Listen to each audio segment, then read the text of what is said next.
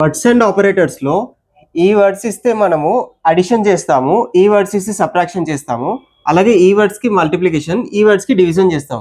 మీ అందరికీ గుర్తుండడం కోసం నేను తెలుగులో కూడా ప్రతి వర్డ్కి తెలుగులో కూడా రాశాను. పాస్ చేసి చూసుకోండి, అన్ని గుర్తుంటాయి. లేదంటే ఇక్కడ రాసి పెట్టుకోండి, ఆర్ రీల్ కూడా సేవ్ చేసి పెట్టుకోండి.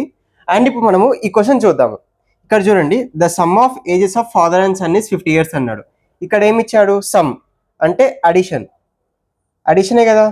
Age of father and son, ఇప్పుడు father F plus son age, ఇద్దరు ఏజ్ కలిపి ఎంత అన్నాడు?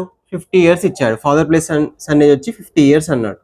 అండ్ నెక్స్ట్ ఏమి ఇచ్చాడు? 5 years ago the father was 7 times as old as his son అన్నాడు. ఇక్కడ ఏమి ఇచ్చాడు? అగో. అగో అంటే మనము సబ్ట్రాక్షన్ చేస్తాం, ఇక్కడ ఉంది కదా.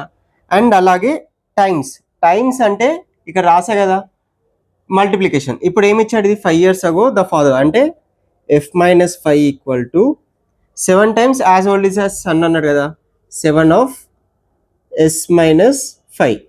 ఇప్పుడు మనకి ఏమడిగాడు? Find the father age. F కనుక్కోవాలి కాబట్టి దీన్ని ఎస్లో రాసుకోండి. S equal to 50 minus F. ఇప్పుడు ఈ ఎస్ని ఇక్కడ సబ్స్టిట్యూట్ చేయండి. అప్పుడు ఏమవుతుంది?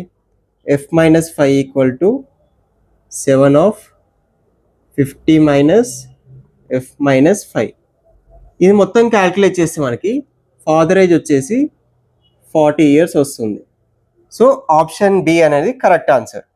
ఇప్పుడు స్క్రీన్ పైన కనిపిస్తున్న క్వశ్చన్కి ఆన్సర్ ఏందో కామెంట్ చేయండి.